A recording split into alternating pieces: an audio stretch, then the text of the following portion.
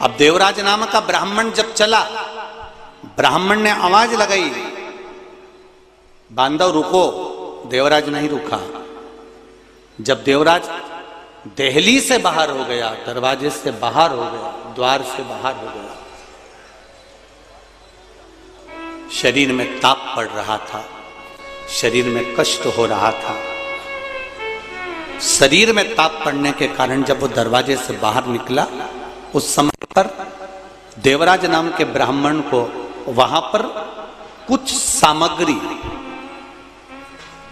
जैसे आपको पहले भी कथा में कहा कि शिव जी को जो चढ़ता है, शंकर भगवान को जो समर्पित होता है, बेलपत्री शिव जी को जो समर्पित होती है, जल जो शिव जी को समर्पित होता है, वो थोड़ा सा कहीं चरणामृत के रूप में,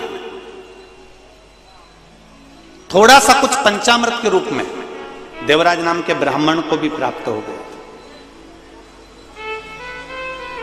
बहुत अंतर है महाराज। देवराज नाम के ब्राह्मण ने वो चरणामृत, वो पंचामृत जो द्वार पर मिल रहा था शिव मंदिर के, उसको लिया जरूर है पर उसको पान नहीं करा, उसको छोड़ दिया गया, एकांत में कहीं ले जाकर उसको डाल दिया गया। अब जरा ध्यान देना, कितना कितना हमारे यहाँ शास्त्र कह रहा है कि मान लो आपके सामने सांवरिया जी का प्रसाद आ गया, नाथद्वारा का प्रसाद आ गया, बद्रीनाथ का प्रसाद आ गया, द्वारका जी का प्रसाद आ गया, तिरुपति का प्रसाद आ गया, या 12 ज्योतिर्लिंग में से किसी ज्योतिर्लिंग का प्रसाद आ गया, और मान लो आपका व्रत है और आप वो प्रसाद नहीं ग्रहण कर सकते, तो फिर क्या करोगे? शिव महापुराण की कथा कहती है, उसको हाथ में लेकर मस्तक से लगाकर भले आप दूसरे को प्रदान कर दो, पर प्रसाद अगर तुम्हारे पास में आया है तो उसका स्पर्श जरूर करिए। उस स्पर्श मात्र से भी आपको सुख का अनुभव होगा, मात्र स्पर्श मात्र से। और चलो सहज भाषा में, शिव मंदिर के बाहर आ रहे हो, शंकर की चौखट से बाहर आ रहे हो, शंकर भगवान के द्वार से बाहर आ रहे हो, पीछे पलट कर देख लिया, ठीक है।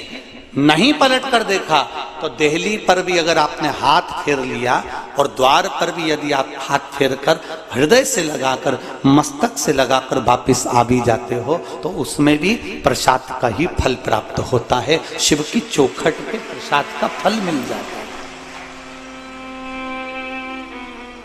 शंभु शरणे पड़े मांगू घड़ी घड़ी, दुख काटो दया करी ने दर्शन आँखों। एकमात्र प्रसाद का सम्मान, आदर, सत्कार और उसका फल हमारे जीवन में सुख प्रदान कर जाता है। श्रीमद् भागवत, आत्मदेव नाम का ब्राह्मण जिसकी पत्नी को संतान नहीं है, आत्मदेव नाम का ब्राह्मण अपने प्राणों को त्यागने गया, ये श्रीमद् भागवत कहती है।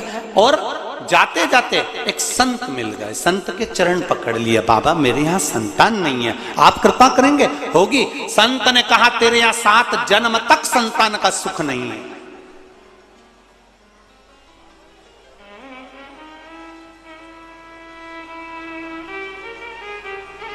तेरे यहां 7 जन्म तक संतान का सुख नहीं है। अब देखिए प्रसाद में क्या बल होता है, जरा विचार करिएगा जरा। तेरे यहां 7 जन्म तक संतान का सुख नहीं है, आत्मदेव ब्राह्मण ने चरण पकड़ लिया है, आप कृपा करोगे तो संतान तो होगी, ये निश्चित है। आप अगर करुणा करेंगे, आप दया करेंगे तो मुझे संतान प्राप्त होगी, ये निश्चितता है, आप कृपा करिए। कहा मेरे पास आपको देने के लिए कुछ भी नहीं है। तब आत्मदेव नाम के ब्राह्मण ने कहा, संत की जो झोली होती है वो खाली नहीं होती है, उस झोली में संत के पास भले कुछ ना हो पर वो झोली में कुछ ना कुछ भरा जरूर होता है। मैं जानता हूं आपकी झोली में जरूर कुछ होगा और आप मुझे प्रदान करेंगे, ये निश्चित है, आप मुझे देंगे। देखिए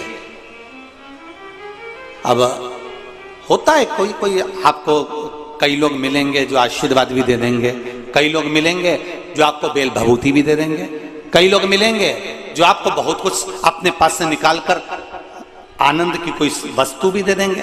पर शिव महापुराण की कथा कहती है शंकर भगवान के पास जाओगे, शिव के द्वार जाओगे, तो भगवान शंकर को आपने केवल एक लोटा जल जो चढ़ाया है, शिव को जो बेलपत्र समर्पित करी है, शिव को जो एक दावना चावल का समर्पित करा है, शंकर को एक फूल की अगर पंखड़ी भी चढ़ाई है, तो शिव कथा कहती है आपको मांगने की जरूरत नहीं पड़ेगी। जब आप पात्र लेकर घर जाएंगे तो शिव खुद उसको भरकर भेज देता है, उसमें मांगने की जरूरत नहीं पड़ती।